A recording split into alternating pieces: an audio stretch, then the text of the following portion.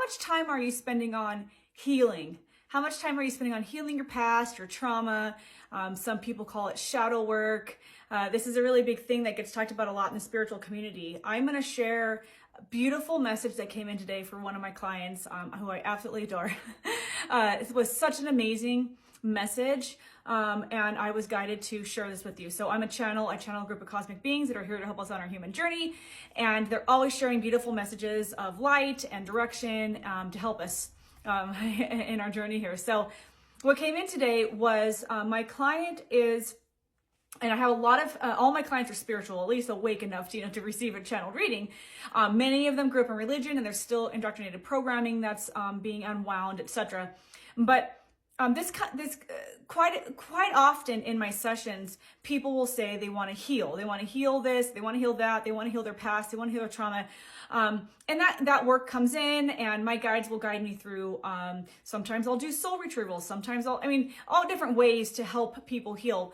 The primary message that my guides usually bring through for my clients and for all of you when I'm sharing messages is that we have the answers within us. And instead of, they want to encourage people to learn to get this information for themselves over time, which is going to be what my membership community is going to support, is helping us connect to our higher selves to discern our own guidance for our individual journeys. But a lot of my clients are looking to heal.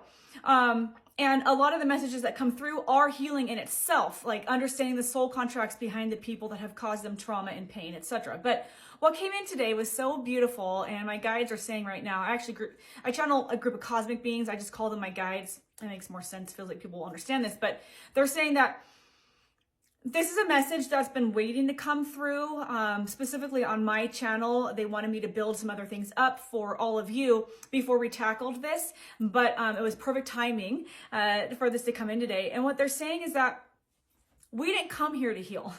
Our higher self did not come here to heal. I'm going to be doing a series on why we're here, as I'm closing out my series, What in the Hell is going on around the world. They want me to continue this on for explaining why are we here, what are we meant to be doing, where do we come from, like more 5D and above information. But what they said today is we're not here to heal. That's not why we come. We come, they're saying we come to explore certain themes. Some people explain this in, like, they say we come to learn lessons. That's not how they show this to me. That learning certain lessons feels a little disempowering. The way they share it with me is we came to explore certain themes. For instance, using my client today, we'll call her Jane. She came to one of the things, they're so multifaceted. Today was her third session, and there's always just so much that comes in. But today, what came in is one of the things she came to do was to explore forgiveness. What is forgiveness? What does that mean to forgive? How does that feel? Where we all come from, when we're a soul outside of this human body and outside of a physical incarnation somewhere, we're all love. And that's not even doing it justice. We're bliss. We live in bliss. We live in the bliss of creator energy and love. There is no shame. There is no guilt. There's none of that. So they wanted to make it clear today that we don't come here to heal. That's a human thing. And it's a really big thing that they're saying right now in the spiritual community, healing your shadows, healing your past, healing, and they're saying we've misconstrued a little bit of what we're actually here for. We're not here to heal. How they brought this in was, we're here to explore certain themes. We're here to also have fun. They said, what they told my client today was, the question she should be asking herself shouldn't be, what else do I have to heal? What else do I need to let go of? It's, are you having fun? Are you experiencing joy? If the answer is no to either of those questions, then there's something to go deeper on and find out why. Is it indoctrinated programming? Are they belief systems? Is there something that needs to be healed or that would support us in our journey of joy and happiness, that healing something would benefit, that we would benefit from? If the answer is yes to that, then let's look at that and heal. And there's so many different ways to do it. Somatic healing, tapping, forgiveness work, meditation, whatever it is. They're saying then approach it. They said, but work through it and then move on. Don't look back, because they said what's happening here is we're still misconstruing indoctrinated religious programming of that there's something to do, there's something to fix. And they said that's not it. That's not it. There's nothing to fix. There's nothing to heal. So they're saying, like, as you're looking out, connecting to the series I'm doing right now, that I'm almost done with what in the hell is going on around the world. They're saying, as you look out and if you see or hear things in your individual reality or from other people about what's happening in the world, because they're always encouraging us to turn off the media. It's programming, okay? As we look out there, and if there's something, or we hear if there's something that bothers us in our individual reality or collective reality, find out why does it bother us. And a lot of times it's from a belief system. Now, they're saying that obviously, for me, I'll use myself as an example. If you don't know my story, go check it out. I stood up against massively intense racism against non-white women at a corporate bank in my Fortune 100 vice president executive job. And it cost me my career, and I would say cost me, but it actually was a beautiful, beautiful miracle. Go check that out.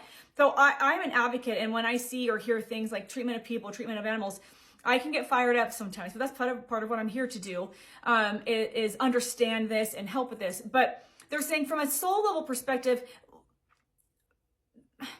there is no right or wrong. There's just learning. And they're getting really existential here. They're saying right now, there's many reasons why these things are happening around the globe. I just covered it from a 3D perspective in this series, but they're starting to move into the 5D thing, and they wanted to touch on it in this video. One of the reasons why these things are happening is, or how we can use what's happening from what's happening around the globe or in our individual reality, is using it as tools to say, how do I want to evolve? How do I want to shift and change so I can start experiencing more joy and more happiness in my daily life? So if watching the news is not helping you experience joy and it's slowing your vibration, then that's a clue to turn it off. When you turn it off, that creates space to do other things like pick up a hobby, connect with a friend, connect with a family member, get out in nature, learn something, align to your mission and purpose and what you're here for. And those things will bring you joy and happiness. They said, if you work backwards, we're here to experience joy and happiness. If we're not experiencing joy and happiness, then there are things happening in our life and around the world that are to be used for tools to get us to that place. That's so profound. So beautiful the way they bring things in. So to leave you with this, again, they want to remind you that we have kind of gotten off the track as humans, especially spiritual people, or people who are spiritual. We put a lot of emphasis into our healing work. They said that's not why we're here. We come to this world, this planet, because of its speed of processing through learning certain things, experiencing certain things, not learning. They bring it in as exploring certain themes, experiencing certain things. If you were to incarnate somewhere else, the learning wouldn't be as fast, or the experience would take longer. So they say that coming here is just a tool to experience a realm that allows the opportunity to explore these things. But we don't come here to heal. What we come to do is to learn how to experience joy and happiness. Now, they're saying another way to say this is we're learning how to merge with our higher self, or our cosmic self, which is all love. We're learning how to bring that here, right? That's another way of saying this, but that's through joy and abundance, or joy and happiness. So what's getting in the way of that? If the thing that's getting in the way with that is something that's happened to you, that's caused pain that you would benefit from healing from, that's the reason to heal it. But not because we think that what we're supposed to be doing is healing. They said that's not the point. We're missing the point. So they're saying, let this take the pressure off of you and your healing journey that you are maybe putting a lot of emphasis on, that's taking away time.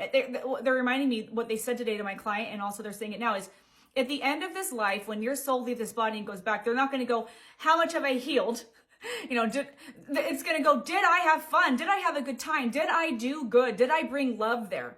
Anything that's getting in the way of that, that's what needs to be looked at, potentially something to heal. But that's not where we're supposed to be putting the emphasis.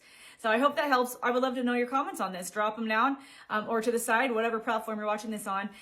And then stay tuned. I'm here to wrap up the series, what in the hell is going on around the world. And then we're moving into more of an empowerment message of what to do and how to get the information from within you, and how to discern from external sources what are good ways to identify people that are providing messages that are supporting your growth, that are supporting your journey, versus people that are providing messages that are bringing you down into fear. There's a difference, and learn how to disconnect from that. So that's coming. Thanks for being here. I'll see you in the next video.